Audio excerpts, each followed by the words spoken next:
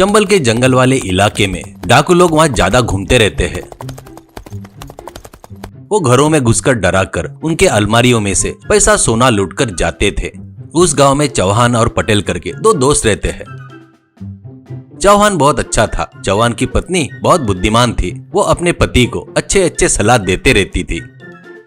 पटेल भी अच्छा था, पर उसकी पत्नी बहुत सर्किट झगड़ालू थी और पैसों की लालची भी थी। उसका मुंह लगना बोले तो पटेल डरता था। पटेल एक कपड़े की दुकान चलाता था। चौहान अपने घर के आगे ही चूल्हे पर मटन चावल बनाकर बेचता था, इसलिए गांव में उसको सब लोग चूल्हे वाला मटन चावल वाला करके बुलाते रहते थे। कभी कभी पटेल वहां आकर मटन चावल खाने के लिए आता तो खाने के बाद पैसे देने जाता तो चौहान नहीं लेता था। तू मेरा बचपन का दोस्त है, तेरे से पैसे कैसे ले सकता हूँ, नहीं नहीं करके समझाता था। चौहान और उसके पत्नी को दक्षिण भारत के पुण्य क्षेत्रों के मंदिर में दर्शन करके आने की इच्छा थी। एक दिन पटेल चौहान के पास आकर मटन चावल खाते वक्त, चौहान दोस्त, मैं और मेरी पत्नी मिलकर दक्षिण भारत के मंदिरों में यात्रा पर जाने के सोच रहे हैं। ये तुझे पता है ना, घर में पैसा रखकर जाना बोले तो डाकुओं का डर है। घर में 5 लाख रुपए है, वो मैं आते तक अपने घर में रखेगा क्या, ऐसा कहता है। पटेल, मेरे पास तेरा धन रख सकता हूँ रे, पर वो डाकू मेरे घर में घुसे तो तब मेरे पैसों के साथ में तेरा पैसा भी जाएगा ना, इसलिए गाँव के बाहर के बड़ के पेड़ के नीचे पैसा गाड़ कर रखा। तू भी वैसा कर, वापिस आने के बाद ले सकता है। चौहान, अरे वाह, बढ़िया आइडिया है, पर दिन में वो काम किया तो कोई देख सकता है, इसलिए आधी रात को वो काम करूंगा। मुझे अंधेरे में अकेले जाना बोले तो डर लगता है। तू भी मेरे साथ में आएगा क्या, कहता है। पटेल ठीक है कहता है। ऐसे रात में चौहान पटेल को लेकर एक पेड़ के नीचे खोदकर वहां 5 लाख रुपए गाड़ देता है। अगले दिन सुबह ही चौहान अपने पत्नी के साथ यात्रा के लिए निकल जाता है। पटेल की पत्नी सुबह उठते ही, क्या रात में कहाँ जाकर आए तुम? कहाँ गए थे? ईमानदारी से बताओ, मेरे से कुछ छुपाए तो मेरे बारे में पता है ना? ऐसा कहती है। पटेल उससे डरकर जो हुआ सब बताता है। अरे वाह, कितना बढ़िया खबर सुनाए, तुरंत जाकर वो पैसे लेकर आओ, ऐसा कहती है। तो पटेल, अरे वो उसका पैसा है रे, वो अपन कैसे लेंगे, कल उसको पता चलेगा तो अच्छा नहीं होगा, ऐसा कहता है। पत्नी, क्या पता चलेगा? उसने जो किया उसका कोई साक्षी है क्या? तुमसे पूछे तो मुझे नहीं पता करके बोलो, करके धमकाती है।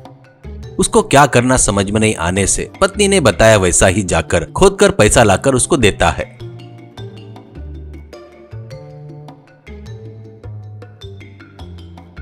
वो उन पैसों से एक सोने का नेकलेस बनवाकर गले में डालती है। कुछ दिनों बाद यात्रा पूरी करके चौहान और पत्नी घर वापस आते हैं। चौहान जाकर पेड़ के पास खोदकर देखता है तो पैसा नहीं दिखता। इससे वो सुन्न हो जाता है। वो घर पर आकर पत्नी से सब कुछ बताता है। वो बहुत बुद्धिमान थी। जहाँ पर छुपाए थे वो जगह सिर्फ तुम दोनों को ही पता है, इसलिए वो पक्का पटेल ही काम किया है। पर पटेल वैसा आदमी नहीं है, पर उसकी पत्नी लालची है, वो उससे काम करवाई होंगी। अभी तुम जाकर उसको पैसे मांगोगे, मुझे पता नहीं कहेगा। असल में तुमने पेड़ के नीचे छुपाए करके गवाह नहीं है, इसलिए मैं बताती हूँ वैसा करो, करके उसको क्या करना है बताती है।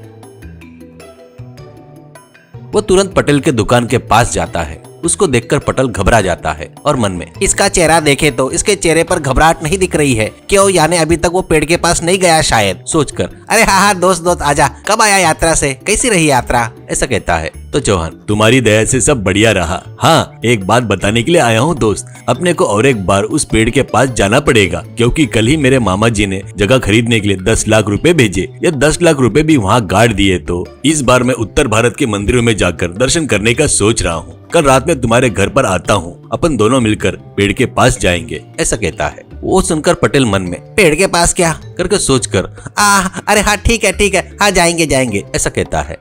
वो भागते हुए घर जाकर अपनी पत्नी से, अरे डूब गया रे मैं, कहकर जो हुआ बताता है। कल रात को मैं कौन सा मुंह लेकर उसके साथ उस पेड़ के पास जाऊं, मेरी चोरी सामने आ जाएगी, ऐसा कहता है। पत्नी, इससे डर क्यों रहे हो? तुम तुरंत अपने घर में से 5 लाख रुपए ले जाकर उस पेड़ के नीचे गाड़ दो। वो 5 लाख रुपए देख के हिम्मत से वो 10 लाख रुपए भी गाड़ देगा। वो जैसे ही यात्रा पर जाएगा, समझो अपन खोद कर पूरा पैसा ला सकते हैं, ऐसा कहती है। पटेल ठीक है बोलकर घर में के 5 लाख रुपए ले जाकर पेड़ के नीचे गाड़ कर घर में वापिस आता है।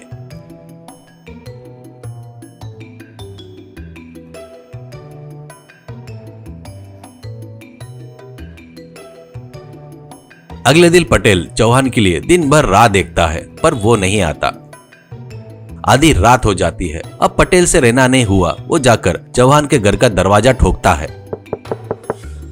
अच्छे गहरी नींद में सोया हुआ चौहान आंखें मसलते हुए दरवाजा खोलकर, क्या दोस्त आधी रात को आया, जमाई लेते हुए कहता है।